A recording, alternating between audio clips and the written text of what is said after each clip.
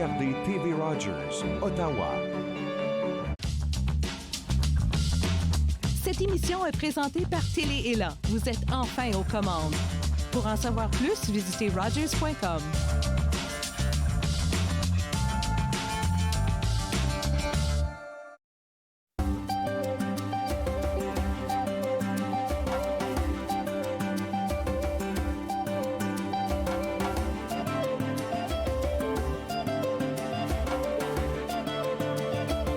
Allez, bonjour et bienvenue, salut tout le monde, bienvenue à l'émission Vivre Ensemble. Jean-Marie Vianney ici et dans l'émission d'aujourd'hui, je vous amène dans un autre univers. Je vous fais découvrir des personnalités de la région, de la capitale nationale, leur parcours.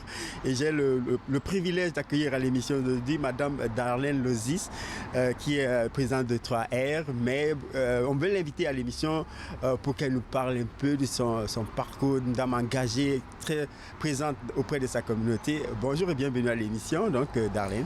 Merci beaucoup Jean-Marie, c'est un plaisir. Ça fait tellement longtemps qu'on ne s'est pas vu. Et on se revoit. On se revoit à travers une émission qui parle des choses qui nous concernent, donc je suis très heureuse. Les choses qui nous concernent, le vivre ensemble. Voilà. Tu viens comment? Bon, je viens avec cet esprit de partage que j'essaie d'instituer partout où je suis. De partage et de ce besoin de se connecter à travers différents médiums, à travers notre essence personnelle. Parce que moi, je suis du genre à apprécier l'authenticité et la capacité d'être de chacun et chacune. Le partage commence à partir de Port-au-Prince, à partir d'Haïti. Moi, je pense que c'est surtout l'héritage que nous ont légué les ancêtres. Qui venaient d'hommes libres à des personnes enchaînées sur un continent et qui ont su vraiment marier leur diversité pour donner un groupe de personnes avec la même envie de vivre, la même envie de se battre. Parce qu'on sait clairement que pour les Haïtiens, quand cette nation a pris naissance, c'était la liberté, la fraternité avant tout. Liberté, fraternité et l'union des forces. Donc, je crois que en ayant ce cadeau, je dirais, c'est un cadeau. En ayant ce cadeau-là et comme héritière de toute cette lutte pour la justice sociale, donc, je pense que ça m'habite. Que je le veuille ou pas, que je l'accepte ou pas, ça m'habite. Je ne peux pas faire autrement. Et on fait comment, on porte comment cet habit-là, ce vêtement-là? Moi, j'aime pas l'idée de dire un don de soi, mais je préfère dire c'est un partage où on se rend compte que avec ou sans l'autre, on n'est rien. On ne peut pas être un tout sans avoir l'autre à côté. Et donc, c'est une nécessité naturelle d'avoir toujours les autres autour et de se rendre compte aussi on est tout autant insignifiant sans que l'autre ne soit là. Donc, je pense qu'à un certain moment, de toute façon, que l'on le cherche ou pas, c'est des sentiments, c'est une émotion qui va nous habiter.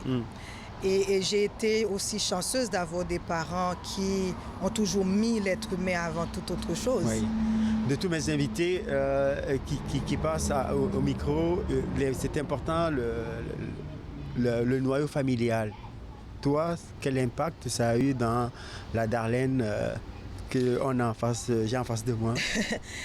Le noyau, moi je pense que le noyau est plus important encore que la famille.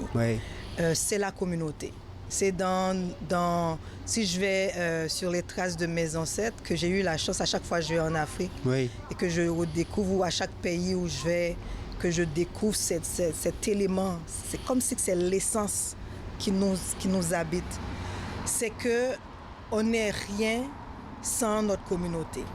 Parce que ma famille a pu faire de moi ou a pu contribuer à me façonner en fonction de la communauté dont il faisait partie. Un peu ce qu'on appelle l'Ubuntu. Effectivement. Donc, moi, j'ai appris avec le temps. Par moments, je n'avais pas compris, mais j'ai compris que lorsque je commence à me voir dans l'autre, Oui. et à ce que l'autre se voit dans moi, il n'y a pas grand-chose à se dire. Tout se fait naturellement. Est-ce que ça voudrait donc dire que dans notre façon d'interagir avec les autres, parfois doit être influencé par comment est-ce que je viens, comment est-ce que je me présente et comment est-ce que j'accepte que l'autre rentre dans voilà. moi. En fait. Et donc il faut faire la place à l'autre. C'est justement ça, on est arrivé maintenant dans une situation où on pense que c'est les autres qui doivent se façonner pour être dans notre essence, mais oui. c'est tout le contraire.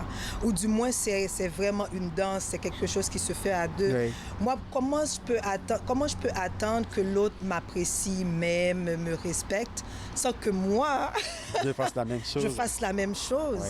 C'est combien de fois, étant petite, on nous dit « ne fais pas à autrui ce que tu n'aimerais pas qu'on te fasse ». Mais c'est exactement ça. Ça devrait être le fil conducteur. Voilà. Donc, pourquoi moi, je vais enlever de ta liberté, je vais t'exiger certaines attitudes comme moi, Darlene, je ne fais aucun effort pour m'amener justement à te rendre Oui. le meilleur de toi-même. Est-ce que la femme que vous êtes, c'est beaucoup plus complexe, compliqué ou c'est beaucoup plus demandant d'appliquer ces valeurs-là, de les porter et de les partager avec les autres? C'est quoi les défis? Je pense pas que c'est compliqué pour moi. Je pense que avec le temps, on apprend. La Darlene que je suis maintenant est beaucoup plus sage, beaucoup plus posée, beaucoup plus réfléchie et a plus de compassion. Oui. Avant, j'avais de la tendresse pour les autres. Oui. Mais je ne savais pas comment l'exprimer parce oui. que, du coup, je ne voulais pas être trop piétinée parce oui. que dans mon enfance, en fait, pas dans mon enfance, au niveau de ma famille, mais j'ai été piétinée par beaucoup de gens oui. qui n'ont jamais pris le temps de me connaître, oui. qui n'ont jamais pris le temps d'aller chercher cette Darlene-là, mais qui voyaient seulement la Darlene combative. Parce que les gens adoptent certaines attitudes pour une raison. Oui. C'est prenons le temps de connaître les gens, de ne pas juger. Et ça, je l'ai appris. Je l'ai appris de façon dure, mais je l'ai appris. Qu'est-ce qui a changé dans la Darlene, cette même Darlene L'expérience de vie, l'expérience et puis le temps d'arrêt. Parce qu'il y a une chose, surtout lorsqu'on milite pour une cause qu'on croit juste, on a tendance à toujours être au tac au tac et à vouloir s'imposer, à dire ce qu'on pense, à vouloir pousser parce qu'on porte en nous une cause juste. Oui. Mais c'est ça justement qui arrive. C'est qu'on voit la cause, mais on ne se voit jamais. Oui. C'est pour ça que je dis, beaucoup de gens qui sont des militants sont des gens complexés. Oui. Je suis curieux. Oui, sont des gens complexés parce que à un certain moment, on a la tête remplie et on pense qu'on est... on a tout clair dans la tête. Non seulement qu'on a tout clair dans la tête, mais on devient juge tout le temps. On juge les autres. Aussi, telle personne ne se met pas debout pour telle chose, c'est parce que on a toujours des comportements, mais le fait de ne pas prendre de pause, de se questionner, de se dire, est-ce que dans telle situation, j'ai été juste? Est-ce que dans telle situation, j'ai pas été trop hâtive ou hâtif à juger ou à porter une valeur, à attribuer une valeur à quelqu'un?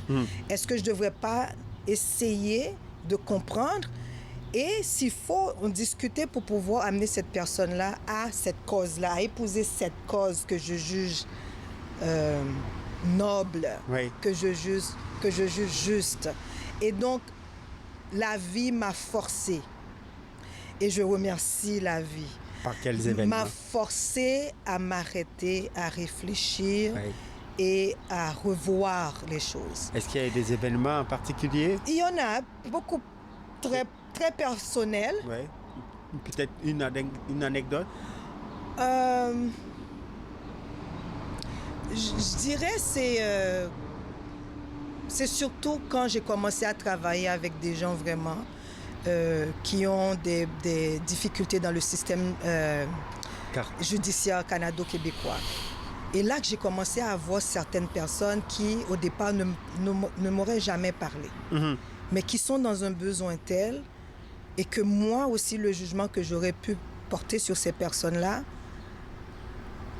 m'ont amené à voir les gens autrement. Parce que j'ai commencé à comprendre aussi les circonstances qui amènent les gens à poser tel ou tel acte. Ouais. Et j'ai commencé moi-même à me questionner. L'autre côté du décor. Voilà. Parce qu'on a des fois des perceptions des autres. On porte des perceptions, un regard sur les autres, mais sans jamais prendre le temps de leur parler. Oui. Et donc, moi aussi, j'ai été à tort par moments jugée, critiquée, marcher sur les pieds, des méchancetés, tout ça. Et donc, quand moi, je recevais ça, je ne comprenais pas. Mais à un moment donné, j'ai dit, mais moi aussi, je porte des regards. Chacun a ses billets. Voilà. Ouais. Donc, il faut être conscient seulement. La différence entre toi et moi, entre eux et les autres, c'est le fait d'être conscient de ces billets-là, de se questionner. Parce que mon père le disait, et c'est quand il est décédé l'année dernière, j'ai compris le sens de ce qu'il me disait. Il disait, l'homme n'est pas que bon ou que mauvais. Oui. Si tu comprends ça, si tu arrives à comprendre ça, tu sais, ta vie sera non seulement très facile, et tu pourras aussi accepter l'autre, et tu pourras aussi t'ouvrir à apprendre à accepter l'autre. Et en le faisant, indirectement ou involontairement, les autres vont commencer à t'accepter. Oui.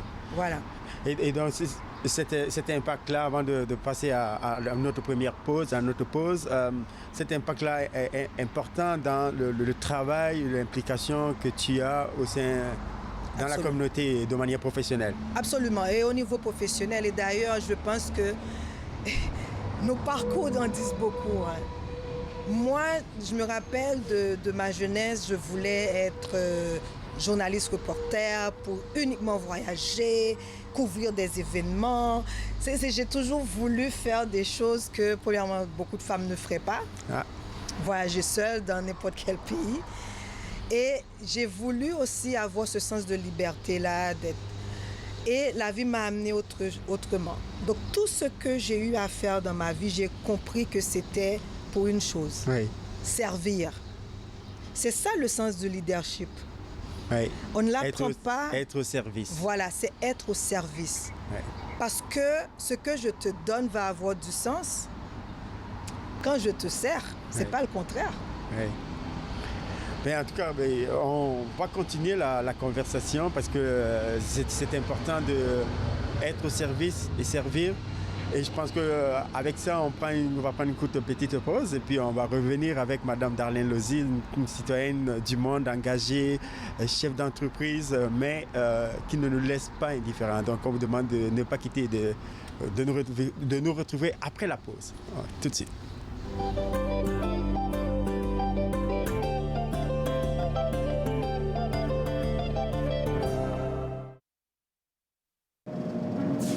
Nous venons de traverser des moments difficiles, une dure épreuve pour beaucoup. Mais ça nous a aussi rapprochés, et ça doit continuer. Il est temps de dire haut et fort, voici ma communauté, c'est ce qui compte le plus. Il est temps d'aider vos voisins les plus touchés, les vétérans, les aînés, les jeunes. Il est temps de rebâtir. En adhérant à la Légion, vous soutenez des programmes et des initiatives essentielles au sein de votre communauté. Mon mari est un homme et un père formidables lorsqu'il ne boit pas. Cela me dérange vraiment que mon mari choisisse l'alcool plutôt que nous. S'il nous aimait, il cesserait de boire, non? Ma conseillère m'a suggéré d'essayer Alanon. Je ne comprenais pas pourquoi, mais je suis heureuse d'y être allée. Êtes-vous préoccupé par la consommation d'alcool d'une autre personne? Vous n'êtes pas seul. Alanon ou Alatine peut vous aider. 1-888-4-ALANON ou visitez alanon.org.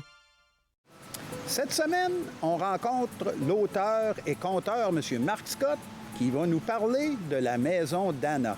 Soyez des nôtres. Viens que je te raconte, dimanche 21h sur TV Rogers.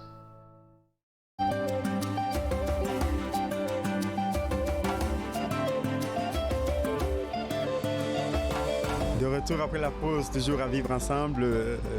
J'ai le plaisir de recevoir en deuxième partie de l'émission, Madame Darlene Loziz. Et puis, je vous vois sourire. Je vous vois sourire et une leader de la communauté. Il y a tellement d'enjeux et de défis que parfois, comme leader, on peut ne plus avoir son sourire. Mais qu'est-ce qui vous fait garder votre sourire? Ah, quelle belle question. Je pense que je me suis guérie de tant de colère, tant de déception, de trahison, d'incompréhension. Et ça, je dois remercier Mama Africa pour ça. Oui. Parce que je voyageais, j'allais en Afrique, je faisais différents pays et tout. J'ai fait le Sénégal, mais j'avais jamais prévu d'aller sur l'île de Gorée. L'île de Gorée, oui. Pourtant, j'ai fait presque tous les sites en Afrique. Pourquoi? Et il y a eu un voyage où j'ai eu à faire un contrat au Mali. Oui. Et on m'a offert un billet pour aller au Sénégal, sur l'île de Gorée. Ouais. Spécifiquement, parce que je leur avais expliqué tout ça. J'ai dit, mais je n'ai pas encore été sur l'île de Gorée. Pourtant, j'ai fait le Sénégal 2 fois avant ça. Et j'ai eu à vivre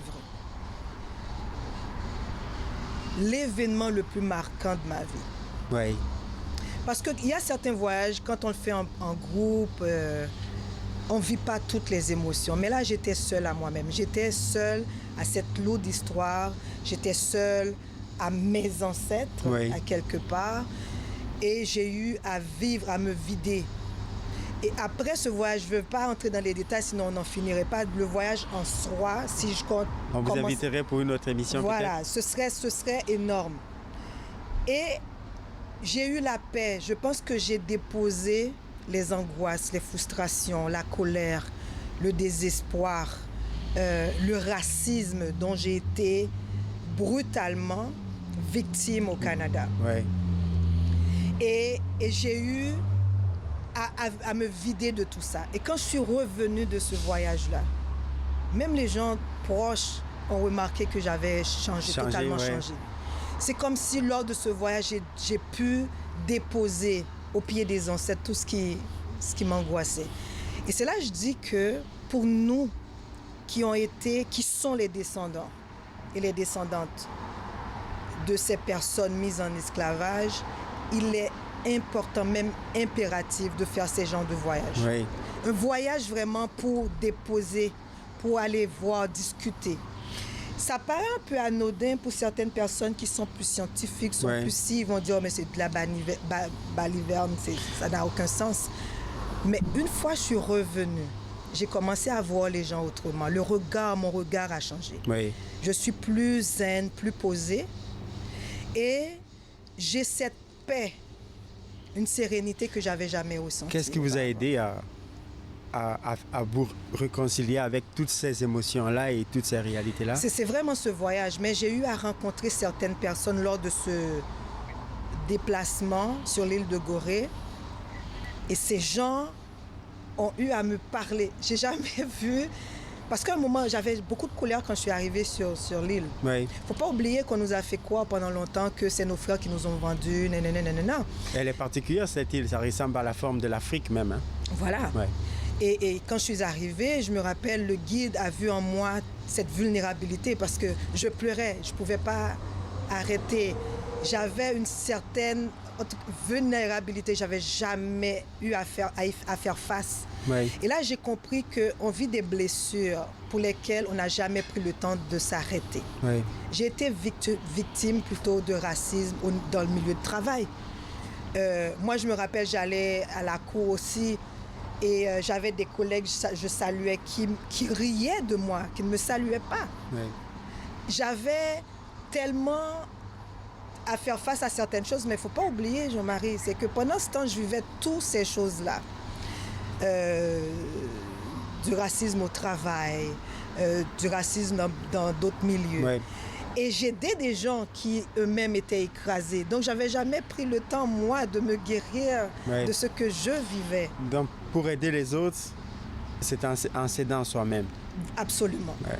Il faut avoir cette conscience-là, mais c'est une conscience qu'on n'a pas généralement, parce qu'on se dit il faut être fort, il faut être si. Parce que nous, dans ma culture d'origine, on te dit, OK, tu pleures, mais il faut arrêter là. Tu donnes de table et tu continues. Ouais. Et là, on est toujours là à être là pour les autres et on continue, mais en continuant, on s'oublie.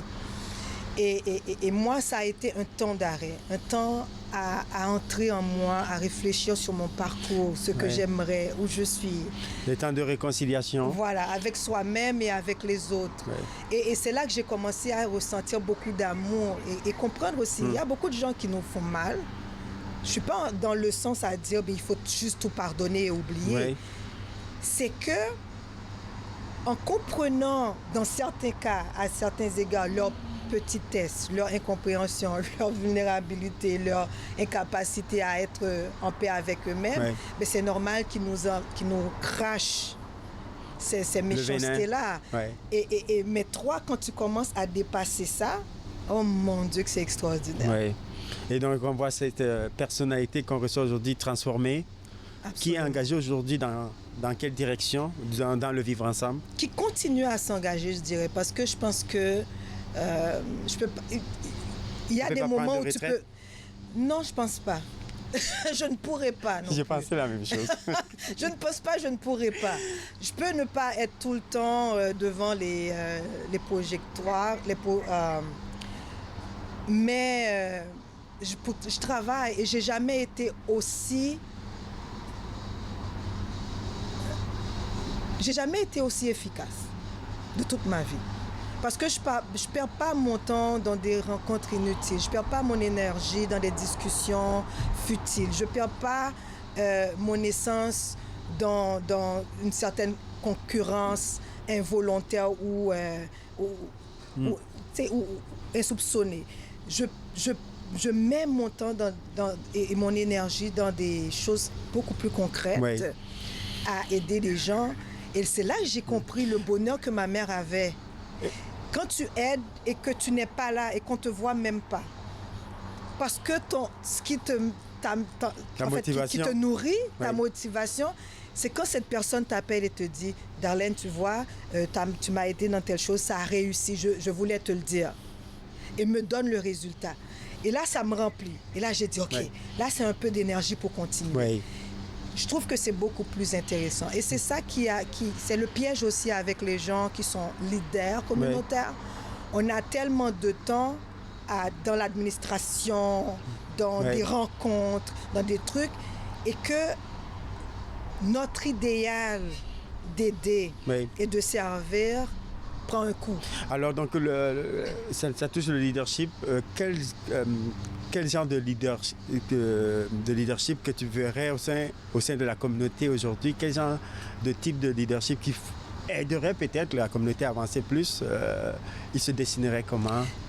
Je vais dire quelque chose qui semblerait au prime abord inconstant. C'est un leadership effacé. Parce qu'on a... C'est pas méchant, hein. C'est pas un regard méchant que je pense. Ce que je veux dire, c'est qu'être moins imbu de cette place-là qu'on nous donne, qu'on crée autour de nous d'ailleurs, c'est de se dire que je peux utiliser cette influence-là, mais ne pas toujours me mettre tout le temps à l'avant-scène. Dans un leadership, on regarde passer les choses, mais on les impacte différemment. Parce que moi, ce que j'ai remarqué, une fois que j'ai commencé à donner plus d'espace aux autres, mais de façon consciente, parce qu'on n'est pas conscient tout le temps, c'est ça le problème, à donner plus de place aux autres et à se mettre dans l'esprit qu'on est là pour apprendre et de se pardonner, d'avoir ce regard de compassion envers soi-même. Et là, j'ai commencé à voir l'impact réel de tout le travail que j'ai fait. Ça ne veut pas dire pour autant que quand j'étais tout le temps à l'avant-scène, qu'il n'y avait pas d'impact. Parce qu'il y a vu qu'on vit dans une société qui a un passé assez douloureux en termes de racisme systémique, Le fait d'avoir des gens qui nous ressemblent en avant-scène aussi, ça aide, ça donne un certain encouragement et de dire oui, je peux aussi. Donc c'est cette image-là qu'on envoie aux jeunes de dire on a notre place aussi, on peut prendre notre place. Le leadership, c'est l'écoute?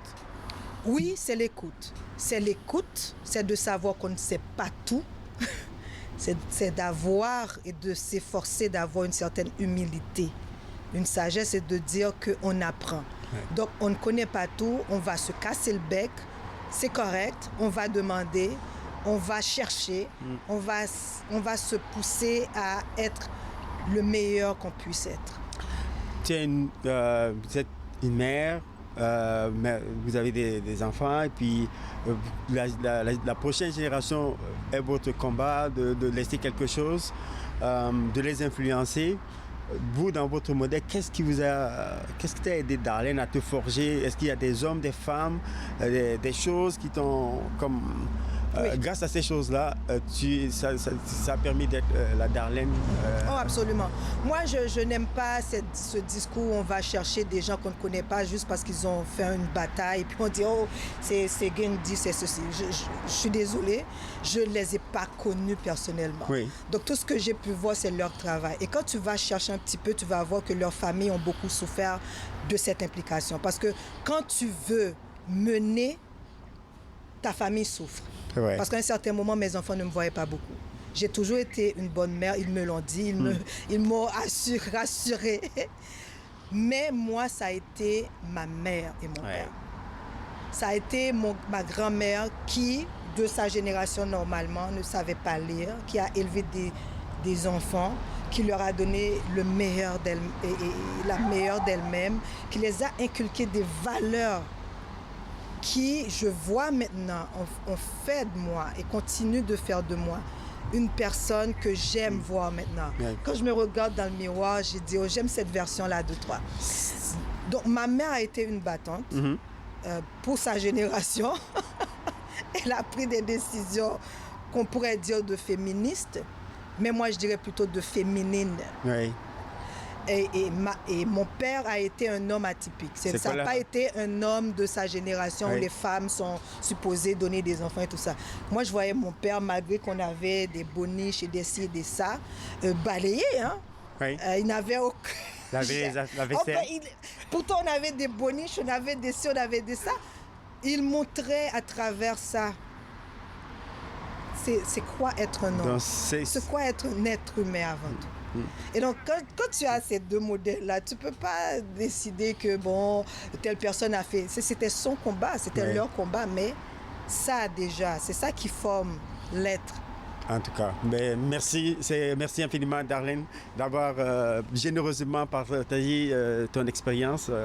Et merci encore d'avoir accepté de passer à l'émission Vivre Ensemble. Nous, on vous remercie d'avoir écouté et puis on vous demande de rester à l'écoute. Et voilà, donc on vous salue et puis à la prochaine pour la prochaine émission de Vivre Ensemble. Au revoir.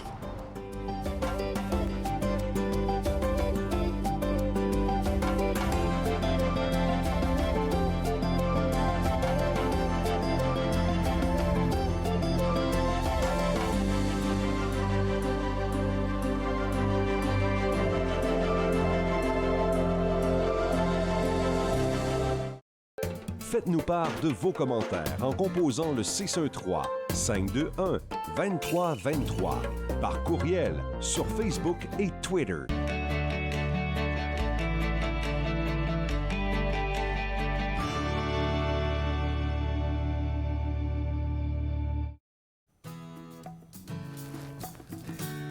Mardi, Ariane Richardson, agente d'interprétation, nous fera découvrir les activités du Musée canadien de l'agriculture et de l'alimentation.